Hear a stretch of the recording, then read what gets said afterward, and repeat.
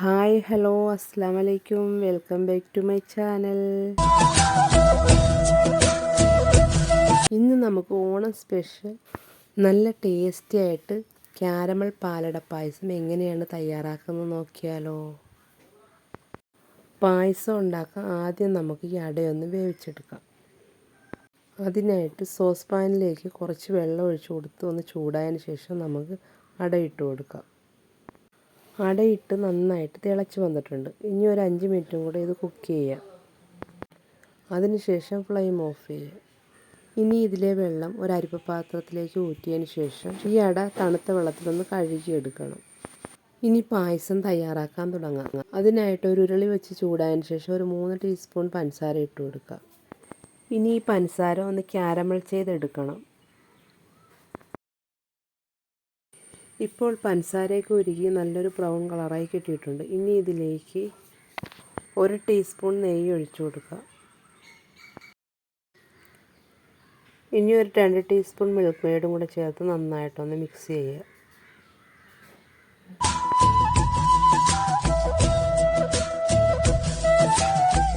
നന്നായി മിക്സ് ചെയ്ത് ഈ ഒരു പരുവാകുമ്പോഴത്തേക്ക് ഇതിലേക്ക്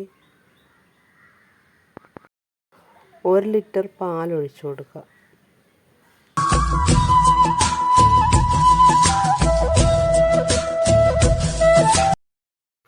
പാലൊഴിച്ച് നന്നായിട്ടൊന്ന് മിക്സ് ചെയ്യുക. പാല് നന്നായി ചൂടായി ക്യാരമൽ പാലിൽ മെൽറ്റായി വന്നതിന് ശേഷം വേവിച്ച് വെച്ചിരിക്കുന്ന അട ഇതിലേക്ക് ചേർത്ത് കൊടുക്കുക. അട ചേർത്ത് നന്നായിട്ടൊന്ന് ഇളക്കി കൊടുക്കുക. ഇതിനി നന്നായി തിളച്ചൊന്ന് കുറുകി വരണം. ഇനി ഇതിലേക്ക് മധുരത്തിന് ആവശ്യമായിട്ടുള്ള പഞ്ചസാര ചേർത്ത് കൊടുക്കുക.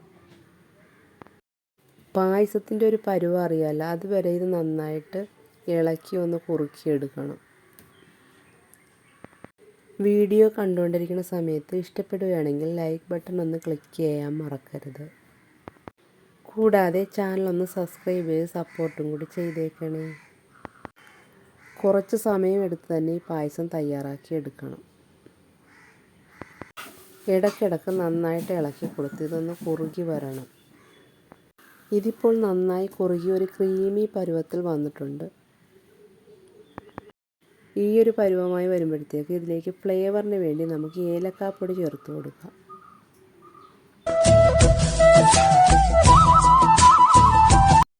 ഏലക്കാപ്പൊടി ചേർത്ത് നന്നായിട്ടൊന്ന് മിക്സ് ചെയ്യുക.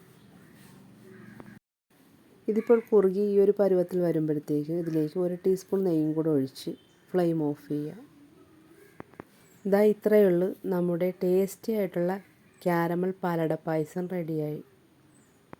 വളരെ പെട്ടെന്ന് തയ്യാറാക്കി എടുക്കാൻ പറ്റുന്ന നല്ല ടേസ്റ്റി ആയിട്ടുള്ള ക്യാരമൽ പാലട പായസമാണ്. അപ്പോൾ എല്ലാവരും ഒന്ന് ട്രൈ ചെയ്ത് നോക്കുക.